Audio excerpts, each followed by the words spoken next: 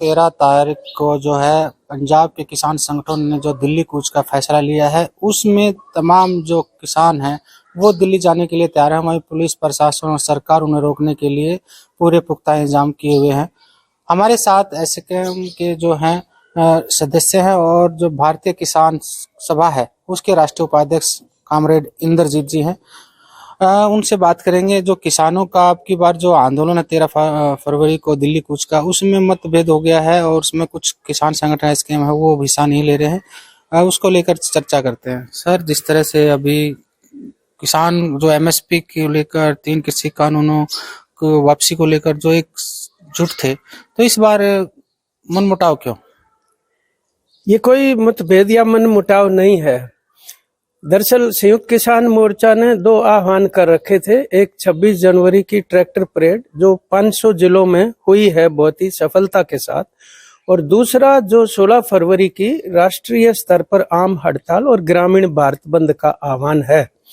लेकिन कुछ और ऐसी यूनियनें हैं जो पहले संयुक्त किसान मोर्चा में थी, कुछ उनमें से, सारी नहीं, पर जैसे पंजाब की 2 हैं तो उनमें से एक संयुक्त किसान मोर्चा में थी, एक संयुक्त किसान मोर्चा से बाहर थी, लेकिन जो एसकेएम में थी वो बाद में अलग हो गई थी। तो ये उनका आह्वान है, फूट या कोई मतलब मनमुटाव का इसके अंदर कोई सवाल नहीं है। लेकिन किसान से जुड़ा मुद्दा तो है ना। मैं कह रहा हूं कि निश्चित रूप से ये किसान से जुड़ा मुद्दा है और इसी मुद्दे के ऊपर देश का किसान लड़ रहा है।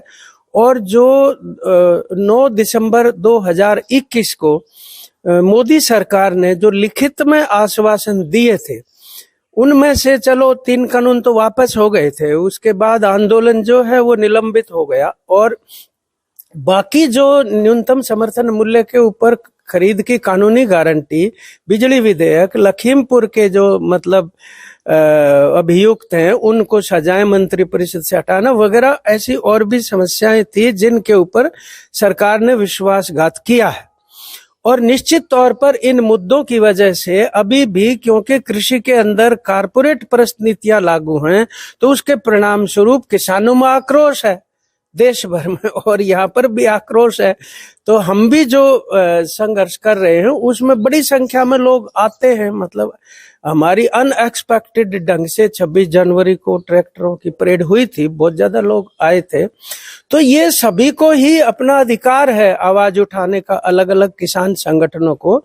लेकिन हम सरकार की निंदा करते हैं इस बात के लिए कि वो जिस तरीके से सड़कों को रोकने का या छापे मारने का, इस प्रकार से जो एक ड्रामा वो रच रहे हैं, ये उसी तरह का जो पहले किया था, जो कि हनन है अधिकारों का। ऐसे नहीं करना चाहिए। आप डेमोक्रेसी को थोड़ी खत्म कर सकते हो। शांतिपूर्वक ढंग से अपने मांगों और मुद्दों के ऊपर प्रदर्शन और आंदोलन करने का सबको अधिकार है। जो संयुक्त किसान मोर्चा है वो इस बार क्यों नहीं जो मुद्दे हैं उसके साथ खड़ा हो रहा है? क्योंकि अभी जो है एक साथ अगर आवाज उठेगी तो मजबूती के साथ आवाज सुनी भी जाती है, लेकिन अगर अलग अलग लड़ेंगे तो फिर कैसे कामयाबी हासिल? नहीं, इसमें तो कोई दो राय नहीं। अब संयुक्त किसान मोर्चा से कोई यूनियन अलग हो गई थी 2 साल पहले, तो उसमें तो एसकेएम क्या कर सकता है? कई सारी अलग हुई थी, वो वापस आ गई। पंजाब में जो चुनाव हुआ था उसके बाद कई सारे 16-17 ऐसे किसान संगठन थे जो अलग हुए थे, वो वापस आ चुके। लेकिन एक आध ऐसा भी है जो वापस नहीं आया, उनका अपना कोई रणनीति हो सकती है। इसमें कोई या तो मतलब सभी मिलके उसकी कोई योजना बनाई जाए और ये कार्यक्रम करने की, तभी सहमति बनती है किसी चीज के ऊपर। लेकिन संयुक्त किसान मोर्चा अपने ढंग से अपने मुद्दों के ऊपर मजदूरों के साथ मिलकर लड़ाई लड़ रहा है, और 16 फरवरी के बाद आगे की रणनीति वो भी घोषित कर रहा है। इसके हम नहीं दिल्ली कुछ करेगा 13 फरवरी को, क्लियर? वो उनका आह्वान नहीं है, मतलब 13 फरवरी वाले का आह्वान नहीं है, उसका 16 का आह्वान है, और उसके आगे की रणनीति बाद में घोषित की जाएगी। उसके बाद 13 को अभी 16 फरवरी की बात की आप लोगों ने, लेकिन जो सरकार ने जो किसानों को रोकने के लिए जगह जगह बैरिकेड लगा दी है, वो तमाम जो पिछला मंजर था उसको देखते हुए सड़कें ब्लॉक कर दी हैं। जो अगर कोई किसान वहां जाएगा तो उसके खिलाफ सख्त एक्शन होगा। ये निश्चित रूप से काबिल एतराज है और निंदनीय है। आप ऐसे नहीं कर सकते ना कि भाई मतलब पूरी सड़क को आप बंद कर दोगे, हरियाणा से कोई नहीं गुजर सकता क्या?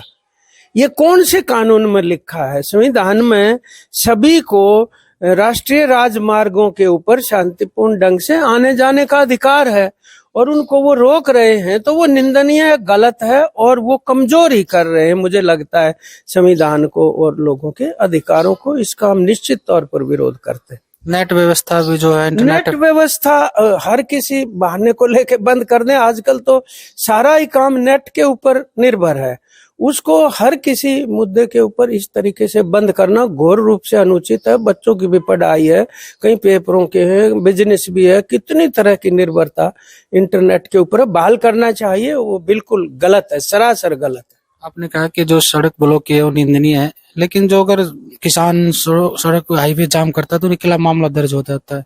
बिल्कुल, पहले वाले भी कुछ मामले अभी तक बचे हुए हैं, और भी अगर दर्ज किए जाते हैं तो हम लड़ेंगे उन मुकदमों को वापस करने के लिए। और ये तानाशाही के हथकंडे जो हैं ये बिल्कुल भी स्वीकार्य नहीं है।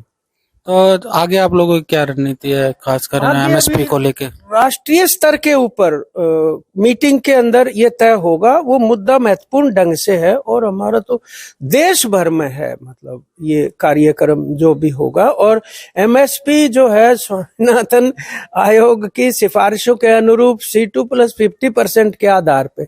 अब आप देखिए, एक तरफ से तो आप स्वामीनाथन को ये भारत रत्न का अवार्ड दे रहे, उससे सम्मानित कर रहे। चौधरी चरण सिंह जो किसानों के हितैषी थे उनको आप भारत रत्न से सम्मानित कर रहे हैं, लेकिन व्यवहार में उनके विपरीत काम कर रहे हैं।